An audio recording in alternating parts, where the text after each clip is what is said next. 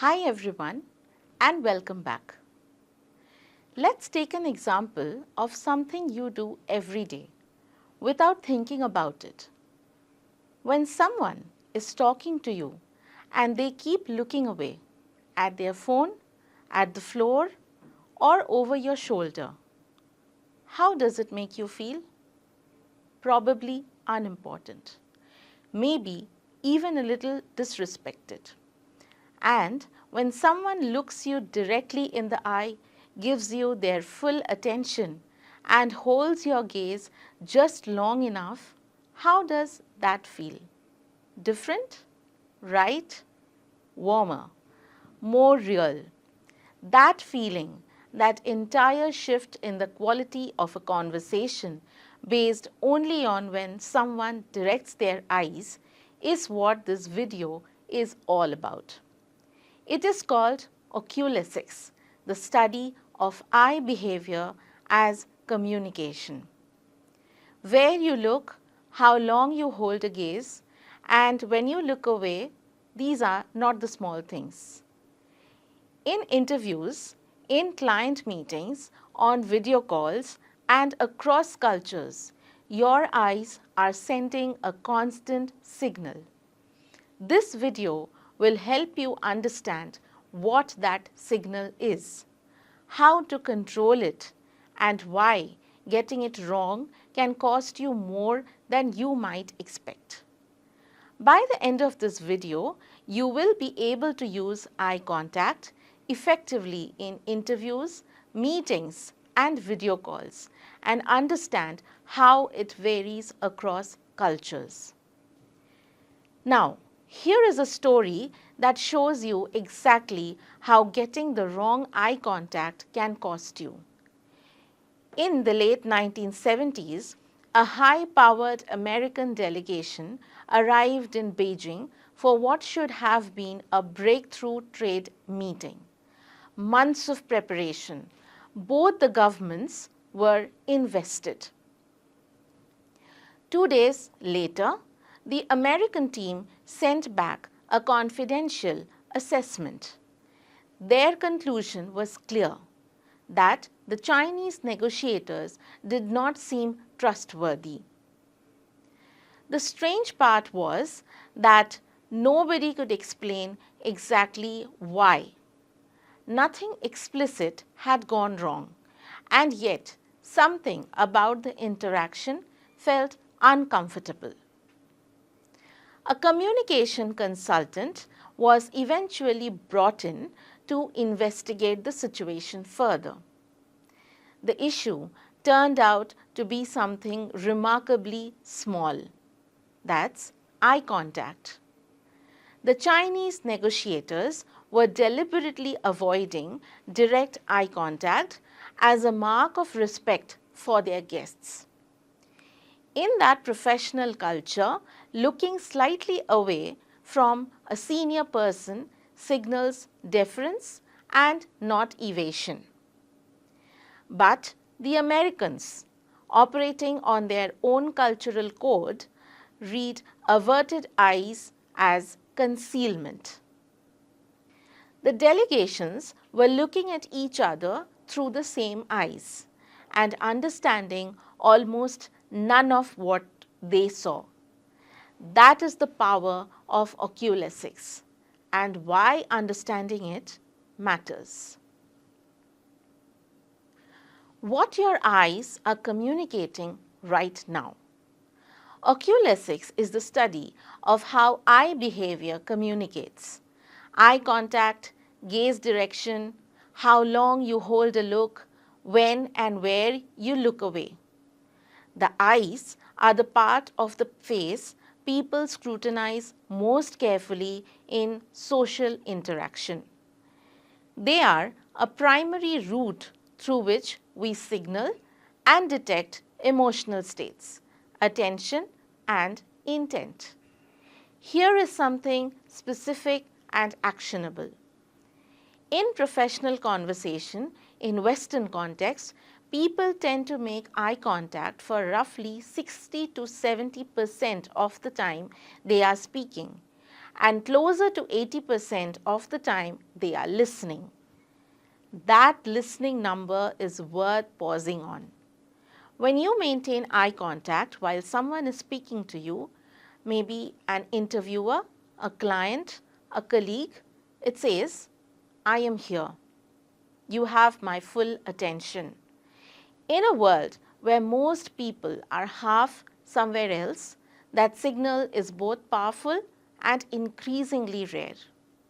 When you speak, it is natural to break eye contact as you formulate a thought. That is not a weakness, but where you look when you break matters the most. Looking up or sideways signals thinking. Looking downward can read as uncertainty or submission. Consciously directing your eye break upward rather than downward is a small but genuine professional habit to build. Let's take an example. Imagine you are in a client meeting and the client asks, "So, why should we choose your firm over the 3 others we are speaking to?" The candidate who drops their gaze to the table while answering signals uncertainty, even if their actual answer is excellent. The candidate who holds steady eye contact, perhaps breaking upward briefly while formulating, signals conviction. The words may be identical, but the impression is not. The stare, the glance, and everything between eye contact is not binary.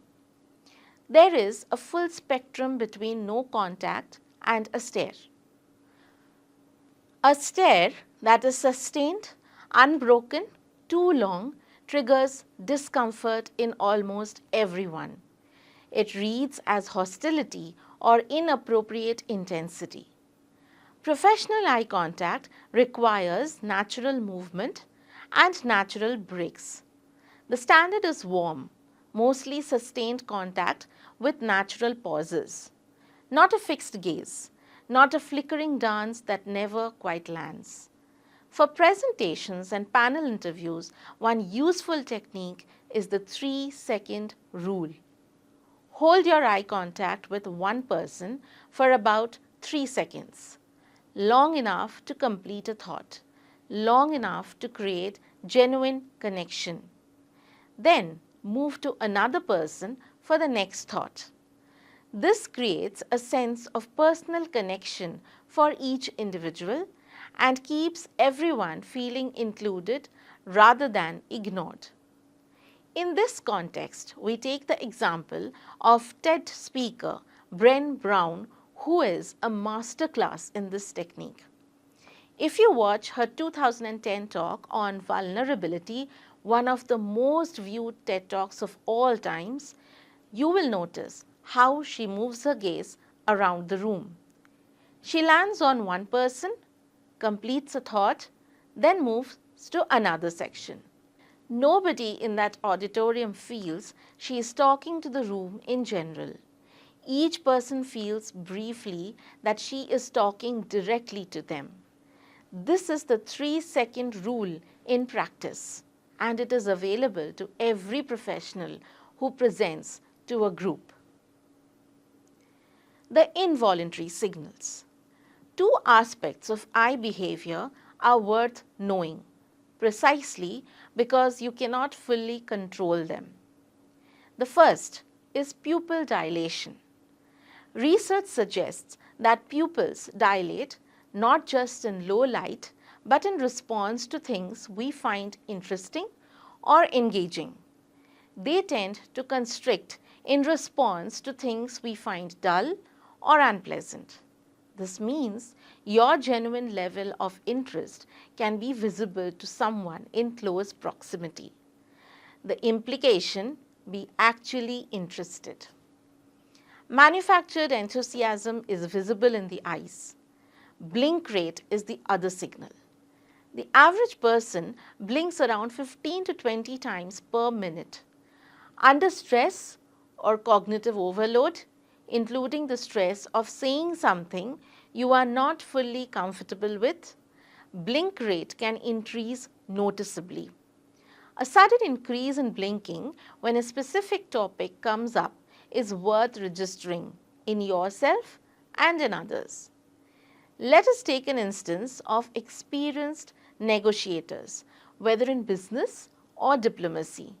They often pay close attention to blink rate changes. Richard Branson has mentioned in interviews that one of the skills he developed over decades of deal making was learning to read the moment someone's energy or comfort shifted. He describes it not as a trick but as attentiveness, noticing when the other person's eyes change, when something you have said has landed differently than you expected. That attentiveness to the eye especially is what distinguishes a transactional negotiator from a genuinely skilled one. Now, we talk about the cultural code. Eye contact is one of the most culturally variable of all non-verbal signals. The diplomatic story we opened with is not an exception. It is representative. In most Western professional contexts, direct and sustained eye contact is expected and valued. In Japan, South Korea, and several other East Asian cultures, the norms can differ significantly. Direct, prolonged eye contact with someone of higher status may read as challenging rather than being respectful. In India, the norms are layered. In urban corporate settings with a Western-oriented culture, a Western eye contact norms generally apply. But across significant hierarchical or gender differences, or in more traditional professional environments, sustained direct eye contact may be read quite differently. The practical rule is researching the eye contact norms of any new cultural context you are entering. When uncertain, follow the lead of the senior person in the room. Do not assume the Western corporate default applies everywhere. Let's take an example. A management trainee from Hyderabad joined a Japanese firm's India's office. In her first few one-on-one meetings with the Japanese country head, she maintained direct, warm eye contact as she had been taught. He said nothing, but her Indian manager pulled her aside later. He said, in his culture, sustained direct gaze with a senior figure reads as a challenge and not a sign of confidence. Watch what he does. Mirror that. She adjusted, looking attentively but allowing more breaks, and the tone of those meetings shifted noticeably. The content of her contributions had not changed. The oculesic register had. Now we dive into the topic why virtual eye contact has become a critical skill in the digital world. On a video call, what feels like eye contact to you looking at the other person's face on screen is not eye contact as the other person experiences it. Your eyes are on the screen. The camera is above it. So, on their end, you appear to be looking slightly downward. Genuine eye contact on video means looking directly at the camera lens, not at the face on screen. This feels unnatural because you lose the facial feedback you are used to. A useful technique is position your video window as close to the camera as possible so that looking at the face and looking at the camera are nearly the same movement. Research from Stanford's Virtual Human Interaction Lab found that the near constant close-up eye contact of video calls is one source of what is now called Zoom fatigue. In a normal in-person interaction, you look away, move around the room, take natural visual breaks. Video calls compress all of that. So deliberate eye breaks on calls are not just acceptable, they are healthy. What matters is that when you are marking a point or listening carefully, you return to the camera. At this point, we take an example related to the situation. During the COVID-19 lockdown years, global leaders and executives who were widely regarded as effective communicators on screen shared one visible habit. They looked into the camera, not at the gallery of faces below it, when making their key points. Compare two types of video call participants you have encountered. The person who looks at the screen throughout, appearing to look slightly downward but never quite meeting your gaze, and the person who looks into the lens when they are making something important to announce. The second person feels present in a way that the first does not. That difference is entirely a matter of where the eyes point. Now it is time for some reflection. Before you move on, try this. In your next conversation today, casual or professional, pay attention to your eye contact patterns. How often are you making contact? Where do you look when you break it? What does the other person's eye behavior tell you about their engagement? Do not change anything yet. Just observe. In the next video, we move from the face to the body's relationship with space and the physical signals you are sending every time you enter a room, choose a seat, or step into someone's personal distance. Thank you.